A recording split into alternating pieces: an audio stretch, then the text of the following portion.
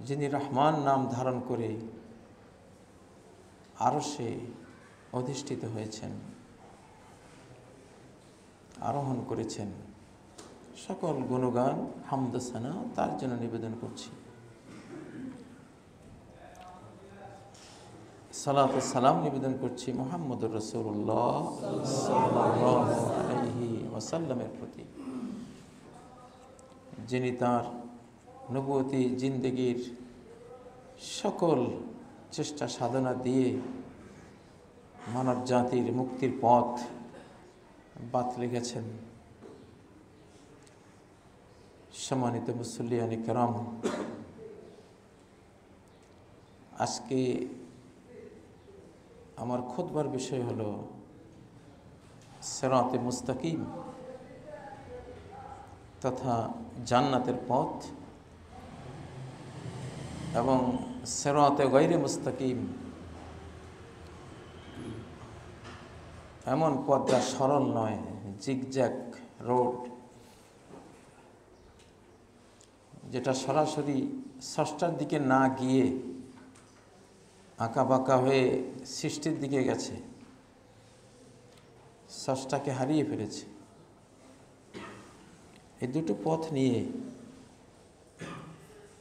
আজকের এই পৃথিবীতে, যে পৃথিবীতে অধিকাংশ মানুষ আমরা আমাদের জান্নাতের পথ, আমাদের পিতার বাড়ি, বাপের বাড়ির পথ আমরা হারিয়ে ফেলেছি। আমরা যেই বাড়ি থেকে বহিষ্কৃত হয়ে এই পৃথিবীর কারাগারে আমরা বন্দী হয়েছি, আমরা আমাদের সেই বাড়ি যাতে আর কখনো খুঁজে না পাই, এজন্য অদৃশ্য শয়তান ইবলিস সে তার সমস্ত নেটওয়ার্ক বিছিয়ে আমাদের সামনে, পেছনে, ডানে বাঁয়ে, চতুর্দিক থেকে আমাদের ব্রেইনকে কন্ট্রোল করে আমাদেরকে সিরাতে মুস্তাকিম থেকে সরিয়ে নিচ্ছে এবং সরিয়ে নিতে অধিকাংশ ক্ষেত্রে সে সফল হয়েছে। এই ভয়াবহ জাহিলিয়াতের যুগে, অজ্ঞতার যুগে, যদিও আমরা বিজ্ঞানের জগৎ বলি, এমন বিজ্ঞানের জগৎ বহু ছিল পৃথিবীতে, অতিক্রান্ত হয়েছে, কিন্তু কোনো বিজ্ঞানই আল্লাহর প্রতি ঈমান ছাড়া, আনুগত্য ছাড়া মানব জাতিকে বাঁচাতে পারেনি, এখনো পারবে না। পৃথিবীর উপরে একটা ধ্বংসযজ্ঞের এলাহি কষাঘাত খুব কাছিয়ে এসেছে বলে আমরা আইডিয়া করছি কোরআন সুন্নাহ থেকে, এবং মানুষও আইডিয়া করছে। পৃথিবীর এই ভয়াবহ অবস্থা নিয়ে ইতিমধ্যেই তার আলামত আমরা দেখতে পাচ্ছি বিভিন্নভাবে। সিরাতে মুস্তাকিম এটা জান্নাতের পথ। আমরা সূরা ফাতিহায় প্রতিদিন এই সিরাতে মুস্তাকিমের হেদায়েত কামনা করে দোয়া করি।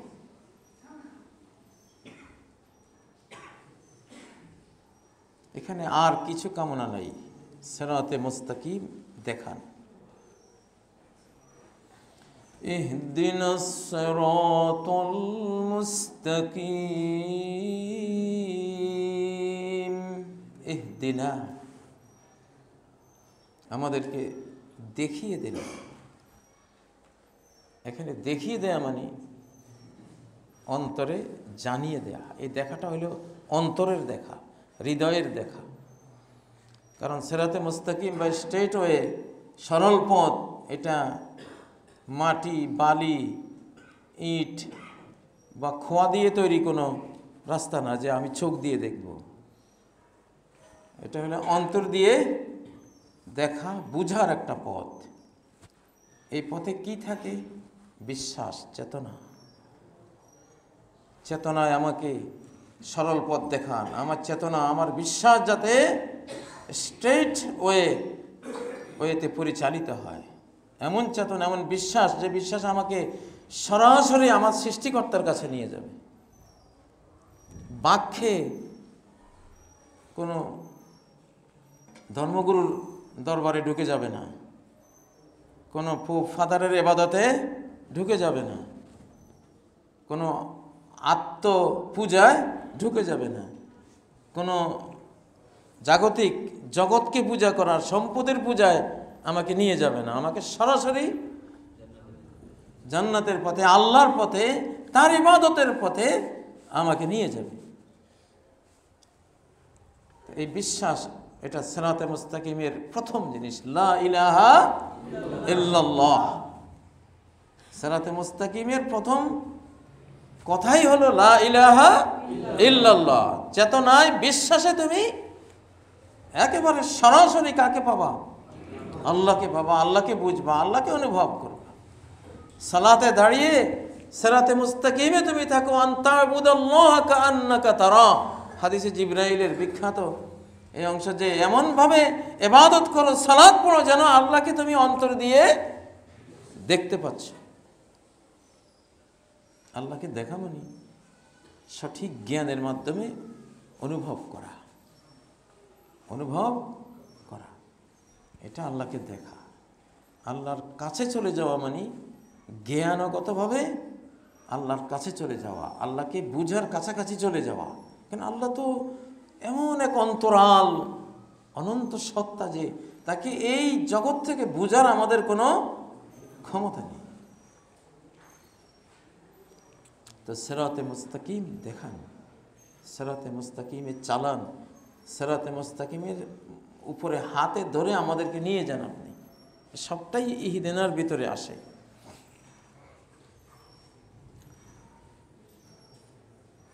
একটা কথার মধ্যে সিরাতে মুস্তাকিম আছে। আপনি গালি দিয়ে একটা কথা বললেন, এটা সিরাতে মুস্তাকিম হলো না। দুর্ব্যবহার করলেন কথা দিয়ে, একজন মুসলিম ভাইকে মন্দ বললেন, মিথ্যা বললেন, শিরকি একটা কথা বললেন, তাই না? সুন্নতের খেলাফ একটা কথা বললেন, একজনকে অপবাদ দিয়ে একটা কথা বললেন। এই কথাগুলো সিরাতে মুস্তাকিম থেকে বিচ্যুত হয়ে গেছে। কথার মধ্যে সিরাতে মুস্তাকিম আছে, বিশ্বাসের মধ্যে যেমন আছে, কথার মধ্যেও আছে সিরাতে মুস্তাকিম। আর আমাদের কর্মের মধ্যে সিরাতে মুস্তাকিম, প্রতিটি কর্মে সিরাতে মুস্তাকিম আছে। বাঁকা পথ আছে, সরল পথ আছে, প্রতিটি কর্মে, প্রতিটি কর্মে। আপনি মসজিদে ঢোকার সময় আপনি যদি ডান পা দিয়ে দোয়াটা পড়ে, কি দোয়া? আল্লাহুম্মা আফতাহলি, আরও কিছু অংশ আছে, বিসমিল্লাহ ওয়াসসালাতু ওয়াসসালামু আলা রাসূলিল্লাহ, যা হোক, আপনি ডান পা দিয়ে ঢুকলেন, এটা সিরাতে মুস্তাকিম। এটা না করে যদি মসজিদে ঢোকার সময় কোনো দোয়া পড়লেন না, বাম পা দিয়ে ঢুকলেন, এটা কি হলো? বাঁকা পথ। এটা সিরাতে মুস্তাকিমের খেলাফ। সুন্নাহ মানে তো রাস্তায়, রাস্তার পরিপন্থী। এটা তো টয়লেটে ব্যবহার করার সিরাতে মুস্তাকিম। টয়লেটে বাম পা দিয়ে ঢোকা, এটা সিরাতে মুস্তাকিম। টয়লেটে ডান পা দিয়ে ঢোকা, এটা সিরাতে গায়রে মুস্তাকিম, মানে বাঁকা পথ, শয়তানের পথ, আল্লাহর বাতলানো পথের বাইরের পথ। সিরাতে মুস্তাকিম তো খুব সূক্ষ্ম জিনিস। পুরুষ মানুষ দাড়ি কেটে ফেললেন, এই কাটাটা, এই কর্মটা সিরাতে মুস্তাকিম না, আপনি বাঁকা পথে চলে গেলেন। এই দাড়ি কাটা মুখ আপনাকে কত সিনেমায় ঢুকিয়ে ফেলবে, কত অবৈধ কাজে। কারণ আপনি জানেন দাড়ি কাটলে আর কেউ আপনাকে ভালো বলবে না, যত মন্দ আপনি করতে চান লাইসেন্স আপনার আছে এখন। আর দাড়ি রাখলেই একটু মন্দ করতে গেলে মানুষ বলবে। দাড়ি রেখে লোকটা একটা সিগারেট মুখে নিলেও সমালোচনা হবে, যে তাহলে দাড়িটা কেন রাখলে, ঠিক নয় কি? মুখের মধ্যে অনেক সিরাতে মুস্তাকিম আছে।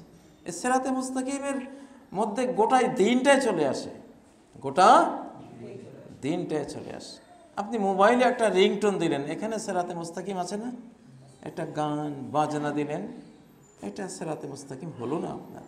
100 বার আপনি কল পেলেন, 100 বারেই আপনি গান বাজনা ইত্যাদি শুনলেন, তাহলে পাপের জন্য তো এটাই যথেষ্ট, আপনার ধ্বংস হওয়ার জন্য তো এইটুকুই যথেষ্ট। এখানে একটা রিংটোন দিলেন, সুন্দর একটা কথা, একটা পবিত্র কথা, তাহলে আপনার সিরাতে মুস্তাকিম হলো, সিরাতে মুস্তাকিম হলো। আপনার এইভাবে প্রত্যেকটা কাজে আপনার ড্রেসের মধ্যে সিরাতে মুস্তাকিম আছে, আছে না? আপনি এমন একটা প্যান্ট পরলেন, তার এখানে একটু কাটা, এখানে কাটা, এখানে কাটা, তারপর এটা নাভির নিচে পরলেন, এই ড্রেসটা তো সিরাতে মুস্তাকিম না। সূক্ষ্মভাবে গোটা জীবন জুড়ে ছড়িয়ে আছে সিরাতে মুস্তাকিম, সিরাতে মুস্তাকিম। এই লক্ষ লক্ষ কথা, কাজ, কর্ম জুড়ে সিরাতে মুস্তাকিম। একটা জিনিস না তো, নজরের মধ্যে সিরাতে মুস্তাকিম আছে। নজর, দৃষ্টি যেখানে দেয়া বৈধ, নজরটা সেখানে দিলে আপনি এই নজরের ক্ষেত্রে সিরাতে মুস্তাকিমের মধ্যে আছেন। এই চোখ কিন্তু খুবই এনজয় করে, ভোগ করে। وفيها ما تشتهيه الأنفس وتلذ الأعين। ওই জান্নাতে আছে নফস যা চায়। নফস হলো মানুষের রূহ, মাটিতে মিশে আল্লাহর ফুঁকে দেয়া ফেরেশতার মতো রূহটা মাটির সাথে মিশে গেলে এটা একটা তৃতীয় সত্তায় পরিণত হয়, এটাকে নফস বলে। যেমন বৃষ্টির পানি একরকম স্বাদ, এটা যখন নারকেল গাছে ঢুকে ডাবের ভিতর থেকে আপনি নেন, তখন বৃষ্টির পানি আর নারকেল গাছের অনেক রস মিশে একটা তৃতীয় জিনিস তৈরি হলো, এটার নাম ডাবের পানি। এটাকে আপনি বৃষ্টির পানি বললেও ভুল হবে, ঠিক না? এটা ডাবের, যদিও বৃষ্টির পানি, বাট এটা এখন অন্য একটা রূপ নিয়েছে। তো রূহ আমাদের ভিতরে যখন আল্লাহ ফুঁকে দিয়েছেন, মাটির কাদা মাটির সাথে কাদা পানির সাথে মিশে গেছে, তখন এটা ফেরেশতার ভাবও আছে, শয়তানের ভাবও আছে, ওর মধ্যে দুইটা মিশে এটা তৃতীয় একটা জিনিস তৈরি হলো, এটাকে বলা হলো নফস। আল্লাহ বলছেন জান্নাতের নফস যা চায়, তার ফেরেশতা ভাব, মাটির ভাব, উভয় ভাবে যত চাহিদা সব সেই জান্নাতে আছে। ও তালাদ্দুল আয়ুন, কোরআনের এক একটা কথা কতটা বাস্তব, সৃষ্টিকর্তার কথাটা। চোখ স্বাদ পায়, টেস্ট ভোগ করে, চোখের কাছে ভালো লাগে, এমন সব আয়োজন, ভালো লাগা আয়োজন, নয়নাভিরাম আয়োজন সব জান্নাতে আছে। তাহলে চোখেও কিন্তু ভোগ করে, চোখ কিন্তু ভোগী। এজন্য একটা অবৈধ দৃষ্টি, যেমন একজন নারীর দিকে দেখা আপনার জন্য বৈধ নয় শরিয়ার আলোকে। আপনি দেখতে থাকলেন, এটা চোখের জিনা, জিনাল আইনি আর নজর, নবীজি বলেছেন জিনাল আইনি আর নজর। দেখাটা হলো চোখের জিনা, বাস্তবে একেবারে বাস্তব, কারণ সে একজন ভোগী, চোখ একটা ভোগী। আপনি তাকে একটা অবৈধ ভোগ দিচ্ছেন, হয়তো আপনি বুঝতে পারতেছেন না, অনুভব করছেন না, কিন্তু আল্লাহ তো জানেন। হ্যাঁ, আপনার এই দৃষ্টির কারণে ব্রেইনে কি প্রতিক্রিয়া হচ্ছে, আপনার হার্টে কি প্রতিক্রিয়া যাচ্ছে, দেহের মধ্যে কি হচ্ছে, বিশাল ভিতরে তোলপাড় বয়ে যাচ্ছে, ঝড় বয়ে যাচ্ছে একটা দৃষ্টির কারণে। আপনি বুঝেন না, বা বুঝলেও আপনি তোয়াক্কা করেন না, আল্লাহ তো বুঝেন। সিরাতে মুস্তাকিম, কানের ক্ষেত্রেও সিরাতে মুস্তাকিম আছে না নেই? আপনি কোরআন শুনলেন, ওয়াজ শুনলেন, হাদিস শুনলেন, এটা বাংলাদেশে আলহামদুলিল্লাহ এখন ব্যাপক হারে আছে। আমাদের বৃহত্তর জনগোষ্ঠী কোরআনে কারিমের তেলাওয়াত, তরজমা এগুলো ব্যাপক হারে শুনছে আলহামদুলিল্লাহ। এটা তো সিরাতে মুস্তাকিম, কানের জন্য এটা কি সিরাতে মুস্তাকিম। আর অন্যান্য অসরল পথ কোনটা এটা তো জানেনি, সেটা তো আর আমার চেয়ে আপনারা ভালো জানেন।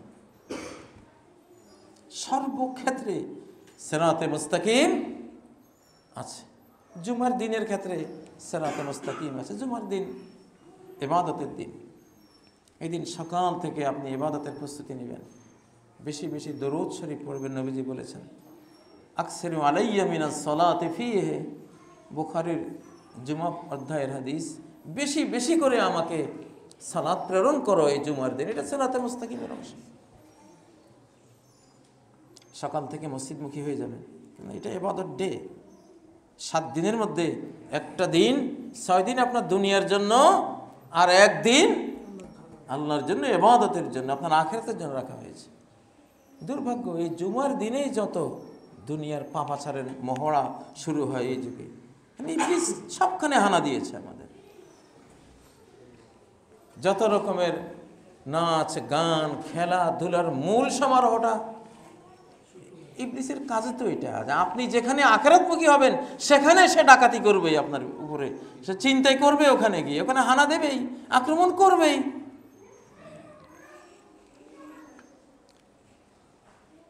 সিরাতে মুস্তাকিমটা আমরা প্রতিদিনই বলি। এখন আমি সালাতে দাঁড়িয়েছি, আমি যদি সালাতে দাঁড়াই, আমি কিন্তু মুখে বলছি ইহদিনাস সিরাতাল মুস্তাকিম, কিন্তু আমি এক পায়ে দাঁড়িয়ে আছি এইভাবে কাত হয়ে, তাই না? অনেকে কিন্তু এইভাবে দাঁড়ায় স্ট্রেট, একবারে দুই পা কেবলার দিকে সোজা করে দেয়া। অনেকে দাঁড়ায় এইভাবে, পা দুইটা এইভাবে থাকে, তাহলে একটা গেল দক্ষিণে, একটা গেল উত্তরে। আমার এই দাঁড়ানোটা, আমার দুইটা পায়ের স্থাপনটা সিরাতে মুস্তাকিমের উপরে হলো না। এটা নবীজি নির্দেশ দিয়েছেন যে নাস্তাকবিল আসাবিল আরজুল আল কিবলা, আমরা পায়ের আঙ্গুলগুলিকে কোন দিকে রাখবো? এটা হলে গায়রে মুস্তাকিম হয়ে গেল, আর এটা হলে প্রত্যেকটা। এখন আমি সিরাতে মুস্তাকিমের দোয়া করতেছি মুখে সালাতে দাঁড়িয়ে, কিন্তু আমার দুই পাও সিরাতে মুস্তাকিমের উপর নাই, মনটা বাজারে।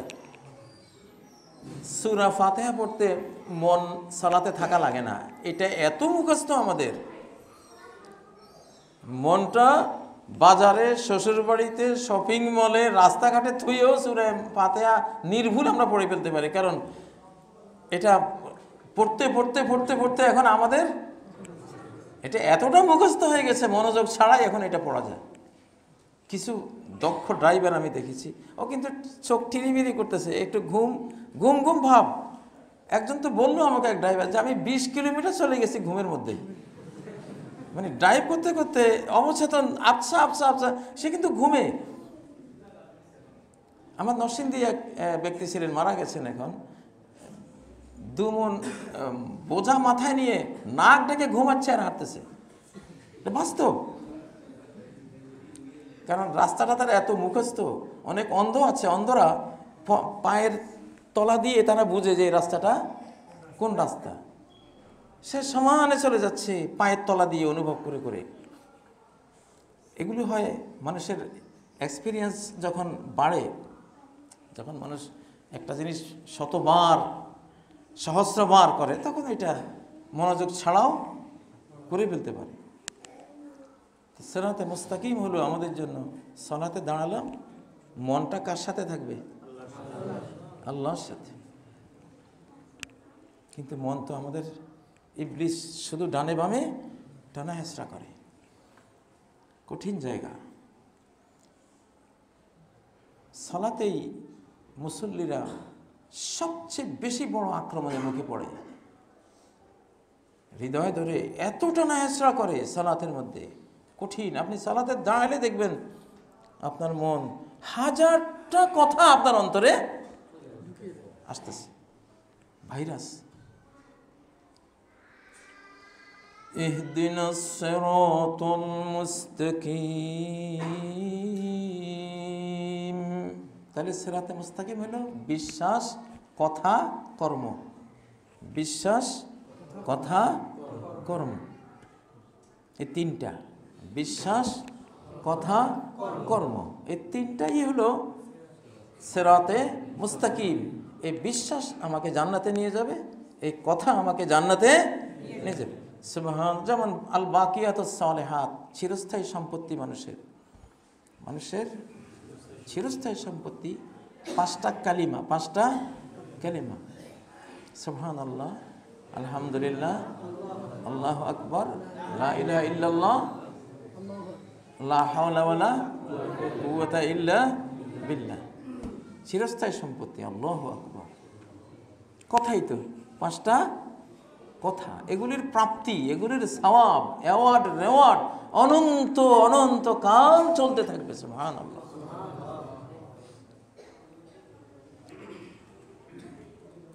তাহলে এই আমাদের বিশ্বাস যাতে সিরাতে মুস্তাকিমের বিশ্বাসটা হয়। কেমন? এখন আমি বাড়ি থেকে বের হতেই এক ফকিন্নি দেখি ফেললাম, অযাত্রা হয়ে গেল। একটা ভালো কাজে, ব্যবসায়িক কাজে রওনা দিলাম, যাত্রাতেই একটা ফকিন্নি। তার মানে কি আমি ব্যবসা করে ফকিন্নি হয়ে যাব? ফকির হওয়ার অবস্থা মানে এটা কুলক্ষণ দিল না, এটা সিরাতে মুস্তাকিম না। ফকিন্নির এমন কি ক্ষমতা আছে যে আপনার ব্যবসায় লস করিয়ে দিবে? ও তো নিজের রুজিটাই নিজে করতে পারে না, কি পাওয়ার আছে তার মধ্যে? আপনি তাওয়াক্কালতু আলাল্লাহ বলে এগিয়ে যাবেন। কোনো অশুভ কোনো কিছুই যাতে আপনাকে বিরত না রাখে। ওয়ালাকিন্নাল্লাহ ইউযহিবুহু বিত্তাওয়াক্কুল, আল্লাহ তাআলা সকল অশুভকে তাওয়াক্কুল দিয়ে কি করে দেন? অপসারণ করে দেন, দূর করে দেন, এটা থাকে না।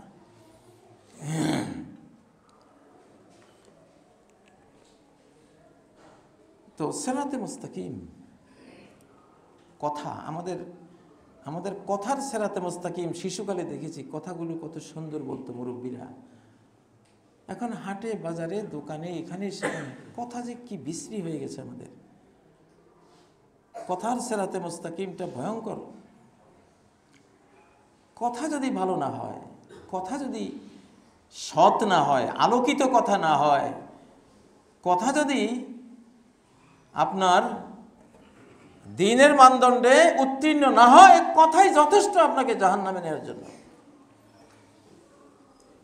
লা ইলাহা ইল্লাল্লাহ তো একটা কথাই।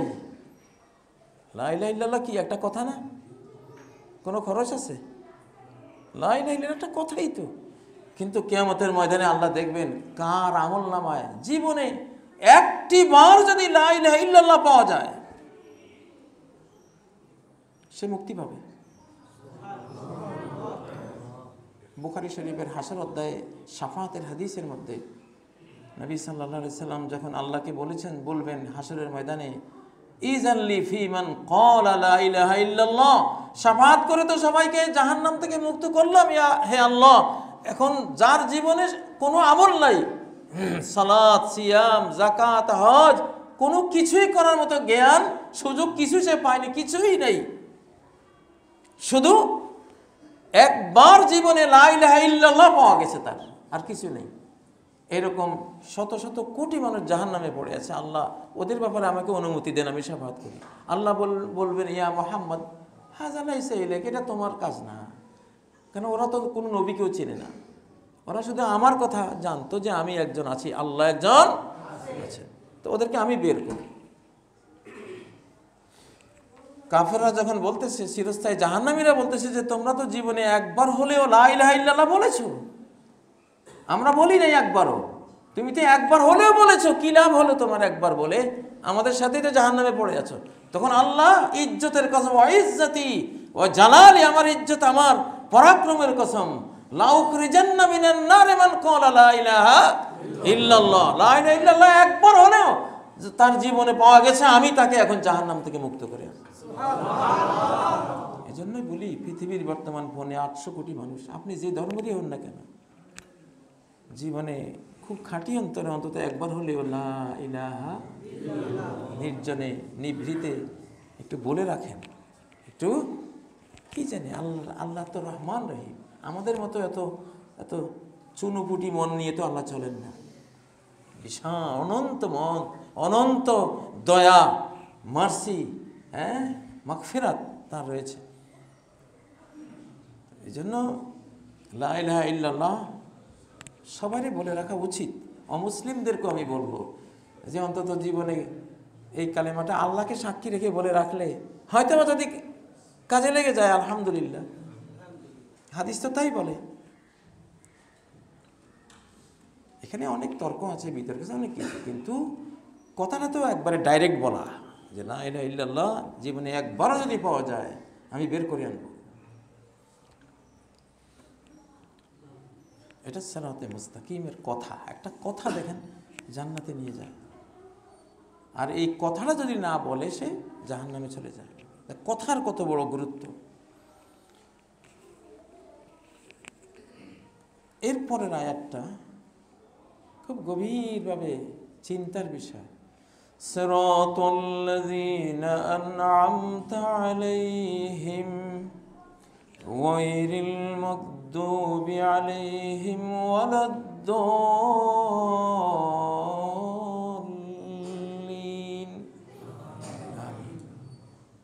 তাদের পথ যাদেরকে আপনি নেয়ামত দিয়েছেন, তাদের পথ যাদেরকে আপনি নেয়ামত দিয়েছেন। তাহলে কি দুনিয়ার নেয়ামত শুধু তারাই ভোগ করছে? যারা মুসলিম, নবী, সিদ্দিক, শহীদ, সালেহ, এরাই তো আন'আমতা আলাইহিম, নবীগণ, নেয়ামতপ্রাপ্ত নবীগণ। সিরাতাল্লাযীনা, তাদের পথ, আন'আমতা আলাইহিম, যাদেরকে আপনি নেয়ামত দিয়েছেন। আপনার অনেক অবদান, দান তাদেরকে দিয়েছেন। গায়রিল মাগদুবি আলাইহিম, যারা গজবপ্রাপ্ত নয়, ওয়ালাদ-দাল্লিন, এবং যারা পথহারা নয়। কি বুঝলাম আমরা? এই যে সূরা ফাতিহা পড়ি, এটা তো গোটা একটা আলাদা কোরআন। সূরা ফাতিহা নিজেই একটা কোরআন, কোরআনে আযীম। আসমানি 104 কিতাবের সকল জ্ঞান, ফান্ডামেন্টাল বিষয় এই সূরাতে ধারণ করা, এবং গোটা আসমানি ধর্মের, সকল আসমানি ধর্মের, আসমানি কিতাবের সারাংশ হলো ইয়াকা না'বুদু ওয়া ইয়াকা নাস্তাঈন। একমাত্র ইবাদত আপনাকেই অর্পণ করি, আর কাউকে নয়। যত কিছু সহযোগিতা সাহায্য লাগবে আমার বেঁচে থাকতে, আমার ইবাদত করতে, দুনিয়াতে আখিরাতে, সব শুধুই আপনার থেকে নেই, আর কারো থেকে নেই না। দুই কথাই তো গোটা দিন শেষ হয়ে যায়। ইবাদত বলতে যা সব আপনার, এবং সাহায্য সহযোগিতা বলতে যা সেটাও আপনার থেকেই আমি প্রাপ্ত হচ্ছি। আমার দিক থেকে সব আপনার দিকে যাচ্ছে, আর আমার যা লাগবে সব আপনার কাছ থেকেই আসছে।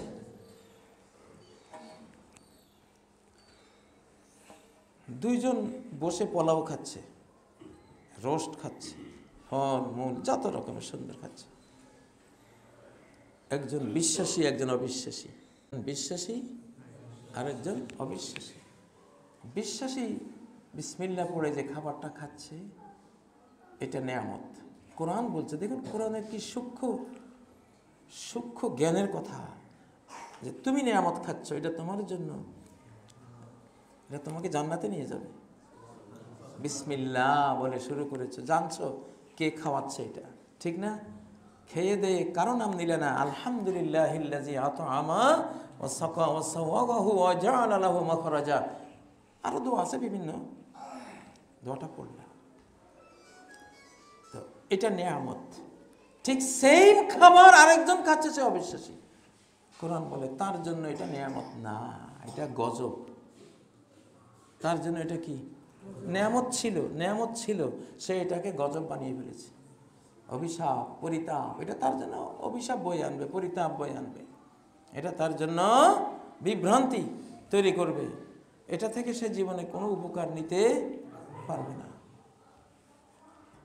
একই জিনিস, আপনার বিশ্বাস, কর্ম, কথা এটাকে নেয়ামত বানিয়ে দেবে। অবিশ্বাস, অপকর্ম,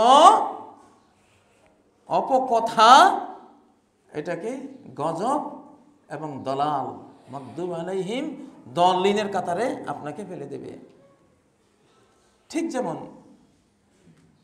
কসাইয়ের দোকানে অনেকগুলো ছাগল, খাসি, ভেড়া, গরু থাকে।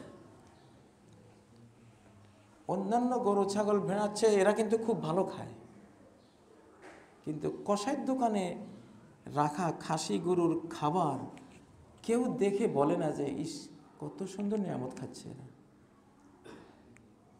ঠিক কিনা? কেউ এটাকে নিয়ামত বলে না, বরং আফসোস করে, আরে তুই তো বুঝিস না, তোরে এত ভালো খাওয়াইয়া। তো যেই সুখাদ্যের শেষ পরিণাম জবাই, এটাকে কোনো মানুষ এই খাসির জন্য, এই গরুর জন্য নেয়ামত বলে না। এবং তারাও বুঝে, এই খাসি গরুরাও বুঝে। আপনি কোরবানির গরু আনলে দেখবেন যতই খাওয়ান চোখ দিয়ে পানি ঝরতেছে তার। কারণ সে জানে তুমি যতই খাওয়াও আমাকে তো তুমি আসলে জবাই করার জন্যই খাওয়াচ্ছ, তুমি আমাকে খাওয়াচ্ছ আমার জন্য না। আমার গোস্ত কমে গেলে তোমার খাবার কমে যাবে। তোমার এই মহাব্বত কোনো আমার জন্য না, তুমি নিজের মহাব্বতেই আমাকে খাওয়াচ্ছ। এটারে গরু নেয়ামত মনে করে না। কষার দোকানের খাসিরা, গরুরা কখনো কষার খাবারকে নেয়ামত মনে করে না, কারণ পরিণতি তো আমার এর চেয়ে অনেক কম খেয়ে যদি বাঁচতে পারতাম সেটা নেয়ামত ছিল। এখন বলেন, এই যে কথা ভেবেছেন সূরা ফাতিহা নিয়ে আল্লাহ কি কথাটা বললেন, যে তাদের পথ, যাদের দুনিয়ার সব কিছু খেলেও নেয়ামত হয়ে গেছে, ওটা পড়লেও নেয়ামত হয়ে গেছে, কারণ তার বিশ্বাস ঠিক আছে, তার কর্ম, তার কথা ঠিক আছে, এবং সে একটা পোশাক পরেছে, এটা নেয়ামত হয়েছে, কারণ সে বিসমিল্লাহ পড়ে আলহামদুলিল্লাহিল্লাযী কাসানি মা আতাজাম্মালু বি হায়াতি, হ্যাঁ মা উয়ারি বি আওরাতি ওয়া তাজাম্মালু বি হায়াতি, একটা দোয়া পড়েছে, বা না পড়লেও তার চেতনার মধ্যে সেটা ধারণ করা আছে। এখন সে যাই খায়, যাই পরে, যাই করে, এটা ছিল আল্লাহ নেয়ামত, সে নেয়ামত হিসাবে রাখতেও সক্ষম হয়েছে, এজন্য তার পরিণতি জান্নাত। ঠিক নয় কি?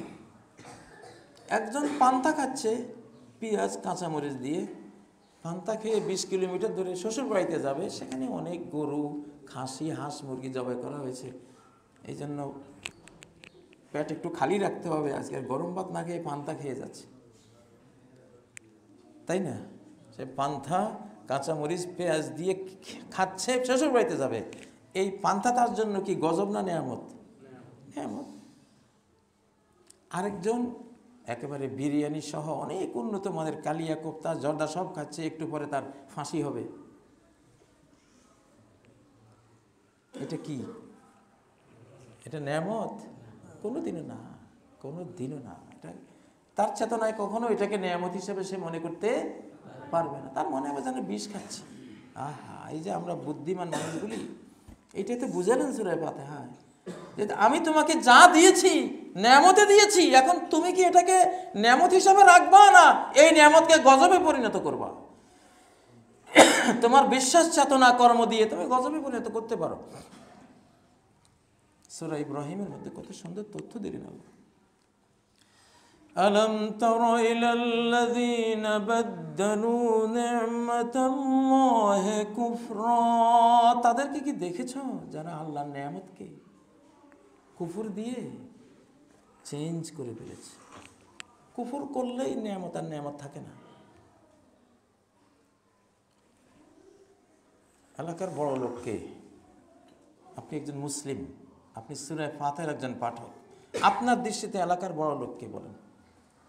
ওই রিক্সাওয়ালা সারাদিন রিক্সা চালিয়ে 5 ওয়াক্ত সালাত পড়ে, আজান হলে রিক্সাটা থামিয়ে বা কোথাও হেফাজতে রেখে সালাতে যায়, এবং হালাল কয়েকটা টাকা নিয়ে তার কষ্টার্জিত, মাথার ঘাম পাতালে ফেলা কষ্টার্জিত হালাল কয়েকটা টাকা নিয়ে সে ঘরে ঢুকে, তার এই টাকা, তার এই রিক্সা চালনা, তার সালাতের কারণে, আল্লাহর প্রতি তার ঈমানের কারণে জান্নাতে নিয়ে যাবে। এটা বড় লোক। এই লোকটাই কি বড় লোক? আপনি তো মুসলিম, আপনি তো আর বাজারি কোনো মানুষ না, আপনার দৃষ্টিভঙ্গি তো সেরকম হইতে হবে নাকি? এই লোকটাই বড় লোক। কারুনের সম্পদ দেখে সূরা কাসাসের একবারে শেষ পৃষ্ঠার আগের পৃষ্ঠা জুড়ে এখানে কারুনের কাহিনী আল্লাহ তাআলা বর্ণনা করেছেন। তার জৌলুস দেখে লোকেরা বলতেছে, ইয়া লাইতানা মিসলা মা উতিয়া কারুন, আহা কারুনকে আল্লাহ কত সম্পদ দিয়েছে, যদি আমরা মালিক হতাম। আর যখন আল্লাহ তাকে তলিয়ে দিচ্ছিলেন, তখন হায় হায় রে, বেঁচে গেলাম রে, যদি এরকম আমাদের থাকতো, আমাদেরকে তো তলিয়ে ফেলতেন আল্লাহ, কি বাঁচাটা বাঁচলাম আল্লাহ। তারা এখন কারণের মতো সম্পত্তি না থাকাকে সৌভাগ্য মনে করতেছে।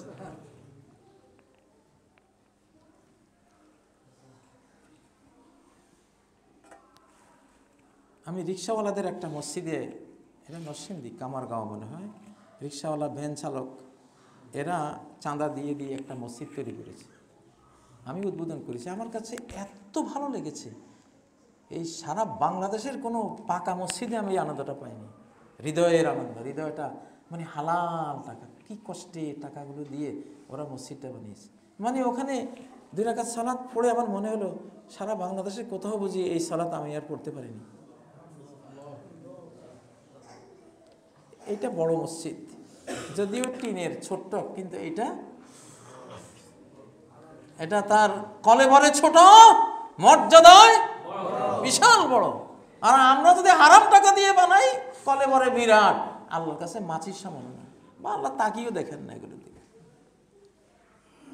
মক্কার কোরাইশরা বুঝতো হালাল টাকা ছাড়া কাবা নির্মাণ হবে না। হালাল টাকা শেষ, এই জন্য কাবার একটা অংশ, হাতিম অংশ তারা বাদ দিয়ে রেখেছে।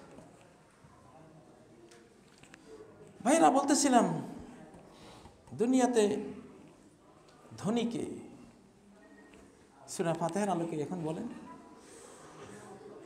যে নেয়ামত প্রাপ্ত, টাকা পয়সা প্রাপ্ত, বাড়ি গাড়ি আছে, যাই আছে সে জমিদার, এই লোকটা কে? যে ঈমান সহ, নেক আমল সহ, নেক কথা সহ একটা জিনিস খেলো, একটা পোশাক পরলো, একটা গাড়ি নিল, জীবন কর্ম চালালো, এই লোকটাই হলো বড় মানুষ। সে যদি এমন হয় ছেঁড়া ফাটা কাপড় চোপড় পরে রাস্তায় বের হয়, লাউ সালা আহাদুকুম দিরহামান লা ইউতিহি, তোমাদের একজনের কাছে 1 টাকা চাইলে তোমরা দিবে না, তোমরা তাকে এত দিনহীন মনে করো, 1 টাকা চাইলে তোমরা দিবা না। কিন্তু এই লোকটা জানবা আল্লাহর কাছে কেমন, লাউ সাআলাল্লাহুল জান্নাহ লা আতাহা ইয়া, আল্লাহর কাছে জান্নাত চাইলে সাথে সাথে আল্লাহ দিয়ে দিবে। কষ্ট করে এমন একটা মানুষ আমরা সবাই হতে পারি কিনা, আমাদের এটাই জীবনের লক্ষ্য থাকা উচিত। ঈমান ছাড়া বিশ্বের 600 কোটি মানুষ অনেক খাচ্ছে, তার ঈমান নাই, বিশ্বাস নেই আল্লাহ, তার কোরআনের প্রতি বিশ্বাস নেই, আল্লাহর গ্রন্থের প্রতি বিশ্বাস নেই। কোরআন কোনো মুসলমানের গ্রন্থ না, কার গ্রন্থ? সবার, গোটা মানব জাতির জন্য, ঠিক নয় কি? গোটা মানব জাতির জন্য।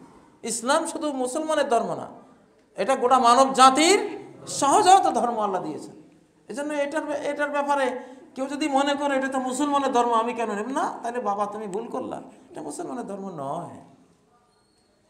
ফিতরাতুল্লাহ, সূরা রুমের মধ্যে আল্লাহ তাআলা ফিতরাতুল্লাহ 30 নম্বর আয়াতে ক্লিয়ার করেছেন, এটা আল্লাহর সৃষ্টিগত ধর্ম। তোমাকে সৃষ্টি করার সময় এই চেতনা, বিশ্বাস তোমাকে দিয়ে দিয়েছেন। যেমন গ্রামীণ সিম, বাংলা লিঙ্ক সিম, যে কোনো কোম্পানির সিম তৈরির সময় তারা এই সিমের মধ্যে একটা নাম্বার দিয়ে দেয়, দেয় না? এটা নাম্বার দিয়ে দেয়, তার একটা পরিচয় দিয়ে দেয়, সব কিছু, যেটা কোন কোম্পানির, কাদের এটা। ঠিক তোমাকে তৈরির সময় তোমার হৃদয় সিমে সব পরিচয় আল্লাহ তাআলা তার একত্ববাদের সে 01 নাম্বার সব কিছু আল্লাহ দিয়ে দিয়েছেন। তো ইসলাম হলো সেই ফিতরাতুল্লাহ, এটা কোনো মুসলমানের ধর্ম না, কোরআন কোনো মুসলমানের কিতাব না, এটা গোটা মানব জাতির জন্য।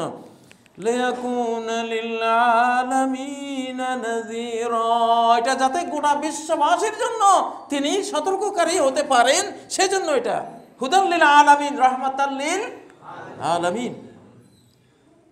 হ্যাঁ, মুসলিমরা যেহেতু এটাকে যারা শ্রদ্ধা করে গ্রহণ করেছে, তাদের জন্য এটা দুনিয়াতেও আখিরাতেও কি বাস্তবে তারা এটা প্রাপ্ত হয়ে গেছে। এখন কেউ যদি ডিনাই করে, সে পেল না, কিন্তু রাস্তা তো তার জন্য খোলা ছিল, এটাকে হৃদয়ঙ্গম করা তার জন্য উন্মুক্ত ছিল, সে না করলে দোষ কার? তাহলে এই আয়াতটাতে আল্লাহ কি বললেন?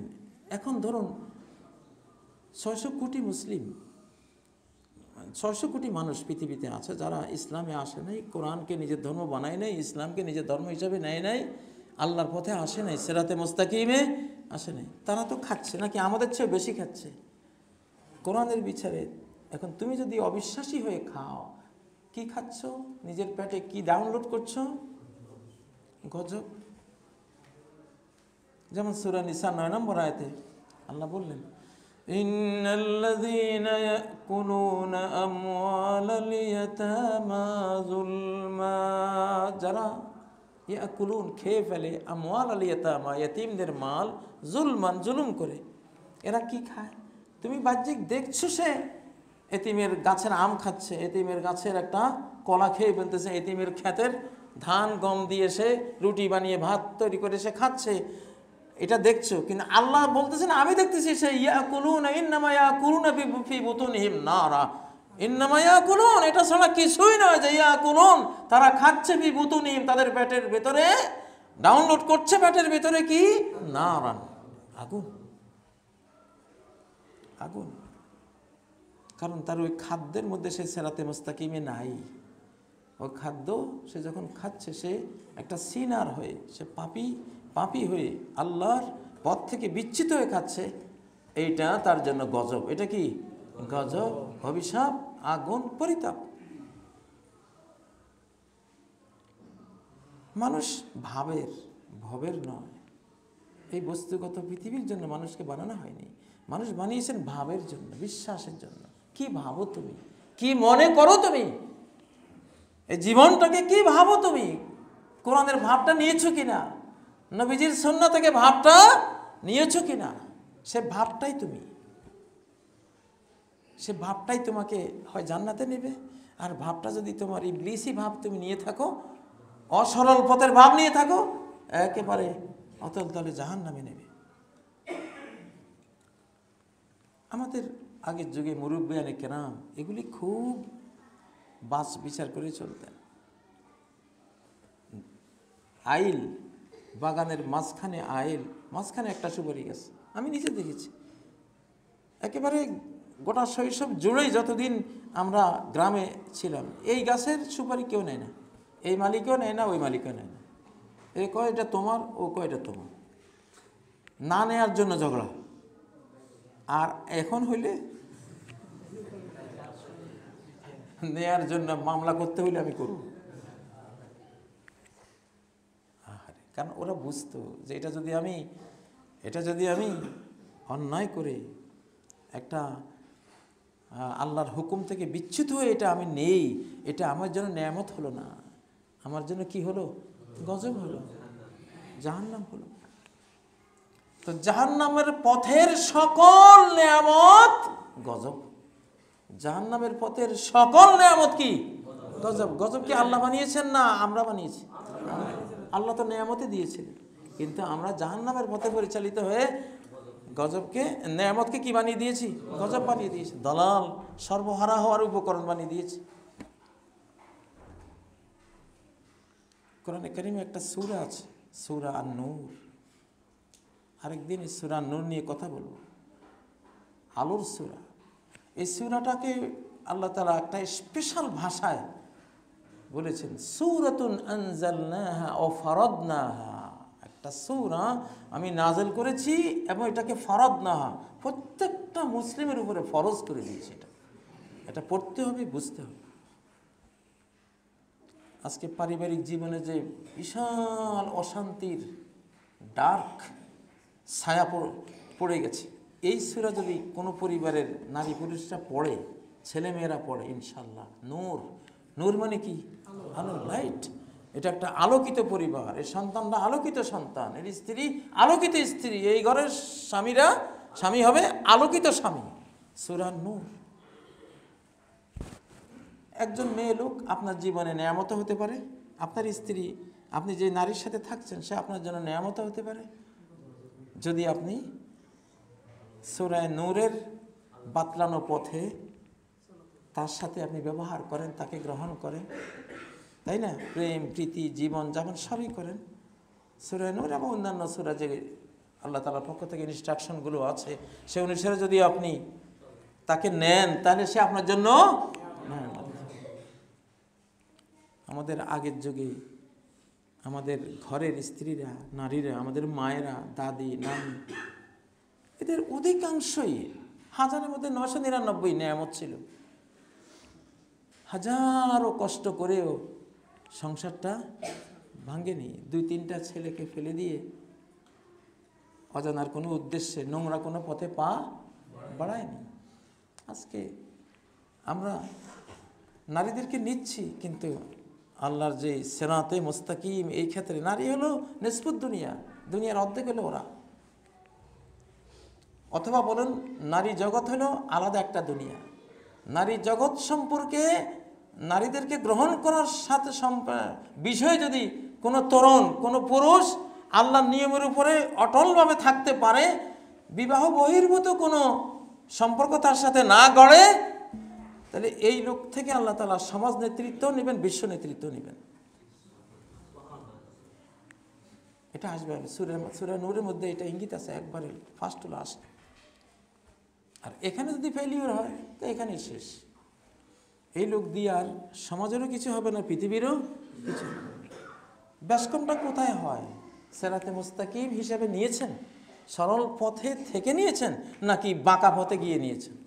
এই তো, এটাকে আপনি যদি আল্লাহর পথে থেকে আপনি গ্রহণ করেন নিয়ামত, আল্লাহর পথের উপরে থেকে আল্লাহর দেয়া চেতনা, বিশ্বাস, কর্ম, বক্তব্য সেই হিসাবে না নিয়ে অন্যভাবে যদি আপনি গ্রহণ করেন, তাহলে এটা কি গজব হবে আপনার জন্য। আজকে পৃথিবী যে গজবে পড়ে গেছে, এর বৃহত্তর বড় একটা কারণ হলো এই পয়েন্টটা। এজন্য কোরআন না বুঝলে এখন আর বাঁচাও যাবে না। কোরআন না পড়লে, কোরআনকে না বুঝলে এখন আর বাঁচাও সম্ভব না। হেদায়েতের উপরে থাকা তো সম্ভবই না, এই দেহটা বাঁচিয়ে রাখাও এখন আর কি না সম্ভব না। সকল শিশুকে, ছেলে হোক মেয়ে হোক, অনুবাদ সহ কোরআনে কারিমের যতটুক পারবেন পড়িয়ে দিতেই হবে, ফরজ। অন্তত সূরা ফাতিহা সহ, শেষের ছোট ছোট সূরা সহ, সূরা নূর সহ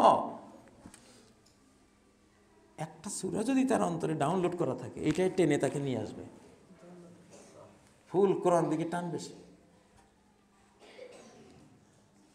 ইমাম শাফি রহমতুল্লাহ আলাইহি বলতেন যে সারা কোরআন নাজিল না করে যদি সূরা ওয়াল আসর আল্লাহ নাজিল করতেন, তাহলে মানুষের হেদায়েতের জন্য যথেষ্ট হতো। কোরআনের পাওয়ারটা কি!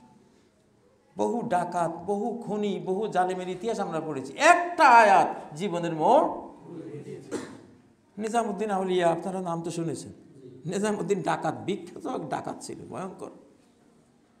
কিন্তু এক বাড়িতে ডাকাতি করতে গিয়ে একটা আয়াত শুনেছে, বাস তার লাইফটা ঘুরে গেছে। এটা কোরআনই পারে লাইফ চেঞ্জার। লাইফ চেঞ্জার বুক একমাত্র কি এই কোরআন। আমি আমার কারা জীবনে, আমার কারাগারে যাওয়া কাম্য না, আল্লাহর কাছে পানা চাই, মুক্তি চাই, কখনো যাতে আল্লাহ কারাগারে না নেন। কিন্তু কেউ পড়ে গেলে, ওখানে আক্রান্ত হয়ে গেলে, তখন সেটাকে সে কাজে লাগাবার, কিভাবে কাজে লাগাবে সেই কথাও কোরআনে আছে না নেই? আছে। নবীজির সুন্নাহ সেটা আছে। সেটা কাজে লাগাতে পারলে আপনি আপনার গোটা জীবনকে পরিবর্তন করে আনতে পারবেন জেলখানা থেকে। আলহামদুলিল্লাহ, আমি ব্যক্তিগতভাবে এত উপকৃত হয়েছি, আমি বারবার বলেছি এখানে আমি এত উপকৃত হয়েছি, আমার আর কোনো অভিযোগ নাই। আমি দোয়া করি যে যারা আমাকে এখানে নিয়ে এই এত বড় নেয়ামত আমাকে ধরিয়ে দিয়েছে, আল্লাহ তাদেরকে এই পথে পরিচালিত করুন, তাদের দুনিয়া আখিরাত আল্লাহ ধন্য করে দেন, দোয়া করি। এটা মুমিনদের পক্ষে সম্ভব, এটা ঈমানদার ছাড়া কারো পক্ষে এই ভাব নেওয়া সম্ভব না, এরকম একটা উদারতা আনাও মনের মধ্যে সম্ভব না। এটা আসলে কোরআনিক লাইফে এটা হয়।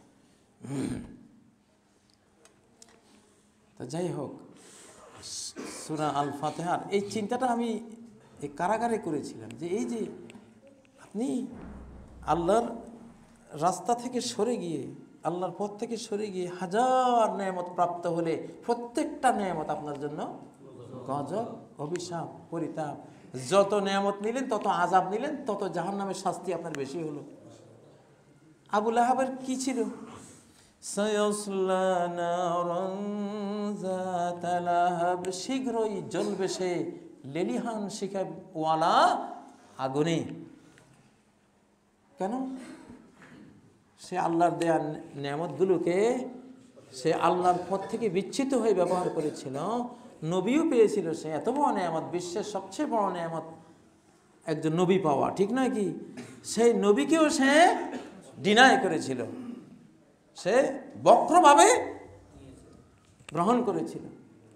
সে নবুয়তের এই নিয়ামতকে সে গজবে পরিণত করে দুনিয়া থেকে গেছে। এই জন্য তার আগুন ছাড়া তার ভাগ্যে কিছু নেই। অথচ নবীজির চাচা, কত বড় পরিচয়, কত বড় পরিচয়। আবু তালেবকে নবীজি বলেছেন, শুধু একবার লা ইলাহা ইল্লাল্লাহ বলুন, আশহাদু লাকা বিহা ইনদাল্লাহ।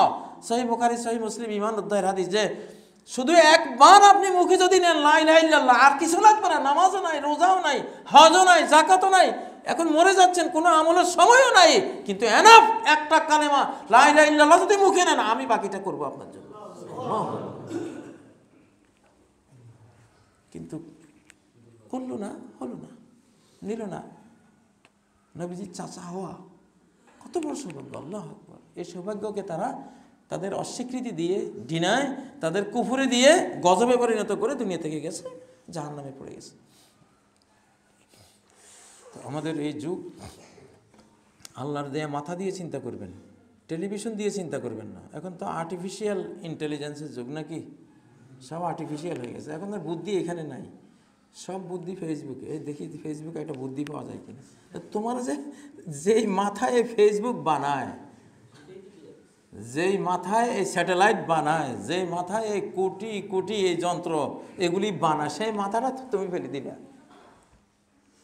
এখন সব স্মার্ট মোবাইল, মোবাইল হয়ে গেছে স্মার্ট, আর তারা হয়ে গেছে আনস্মার্ট। না, এটা পৃথিবীর জন্য, আমাদের মানব জাতির জন্য এটা ভয়াবহ। শিশুকে স্মার্ট হতে হবে, ঠিক না? আর স্মার্ট হওয়ার জন্য কোরআন, একমাত্র কোরআন, আর কোরআনের সাথে আছে নবীজির হাদিস। এই দুইটা উৎস রয়েছে। আল্লাহ তাআলা আমাদেরকে তৌফিক দেন, আমরা যাতে আল্লাহর নেয়ামতকে গজব না বানাই। আল্লাহ যৌবন দিয়েছেন, জীবন দিয়েছেন, সম্পদ দিয়েছেন, অনেক টাকা পয়সা দিয়েছেন। অনেকের কত টাকা, তোমার এই হাজার কোটি টাকাকে তুমি গজব বানিও না নিজের জন্য। মনে রাখো, একটা টাকা, ফামান ইয়ামাল মিসকালা যাররাতিন খায়রান ইয়ারা, যদি এক জাররা, এক অণু, পরমাণু। হযরত আয়েশা বলতেন, নবীজি যে বললেন যে ইত্তাকিন নার ওয়ালা বিশিক্কি তামারা, একটা খেজুরের টুকরো দিয়ে হলেও জাহান্নাম থেকে বাঁচো। একটা খেজুরের টুকরা, আয়েশা বলতেন যে একটা খেজুরের টুকরোকে যদি তুমি বিভাজন করো, কত জাররা, কত কোটি কোটি কোটি অণুর ভিতরে আছে না? আল্লাহ তো বলছেন, এক জাররা, এক অণু, এক অ্যাটম পরিমাণ আমল করলেও আমি এমন সূক্ষ্ম পাল্লা, আমার পাল্লা এটা নিয়ে আসবে, ওজন করে ফেলবো আমি। আল্লাহু আকবার। আল্লাহ তাআলা আমাদেরকে, আমাদের জীবনকে এভাবে সূক্ষ্মভাবে প্রত্যেকটা জিনিসকে কোরআনের আলোকে, বিশেষ করে যে সূরাটা আমরা সবাই পারি, সূরা ফাতিহাকে বুঝলেই যথেষ্ট হয়ে যাবে, আপনার হেদায়েতের পথ আপনি পেয়ে যাবেন। এই সূরাটা বুঝলে আপনি হেদায়েতের পথে চলে আসতে পারবেন। বাকি হেদায়েতের যেই হাজারো লাখো কথা আছে, কাজ আছে, চেতনা আছে, সেগুলো আপনি আলাদা আলাদা শিখে নেবেন। কিন্তু মূল হাইওয়েতে ওঠার জন্য এক সূরা ফাতিহা কি যথেষ্ট। আল্লাহ তাআলা তৌফিক দেন, আমরা আল্লাহর নেয়ামতকে যাতে গজব না বানাই, নেয়ামতকে নেয়ামত বানিয়েই যাতে অনন্ত নেয়ামতের জান্নাত পেতে পারি। আর যদি নেয়ামতকে গজব বানাই, তাহলে গজবের জাহান্নাম। কারাগারে দেখেছি, কোনো আগুন নেই, পোড়ানি নেই, কোনো সাপ বিচ্ছু নেই, ফেরেশতাদের লোহার হাতুড়ি দিয়ে পিটানি নেই, তারপরেও কত কষ্ট, কত কান্না, কোনো সুখে যেন সুখ নয়, সবই যেন দুঃখ। এই যদি হয় এই দুনিয়ার কারাগার, তাহলে জাহান্নামের কারাগারটা কত ভয়াবহ।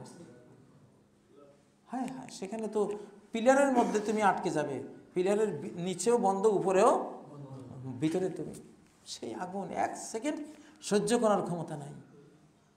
আল্লাহ তাআলা ওই জেলখানা থেকে, ওই আগুন অগ্নিময় জাহান্নামের জেলখানা থেকে আল্লাহ তাআলা হেফাজত করুন। আল্লাহ তাআলা আমাদেরকে সূরা ফাতিহার জ্ঞানটা, আল্লাহ তাআলা সূরা ফাতিহার যে জ্ঞানের মহাসাগর রেখেছেন, এটাকে বুঝবার তৌফিক দান করুন আমাদের। আকুলু কাওলি হাযা ওয়া আস্তাগফিরুল্লাহ লি ওয়া লাকুম ফাস্তাগফিরুহু ওয়া তুবু ইলাইহি ইন্নাহু হুয়াল গফুরুর রহিম।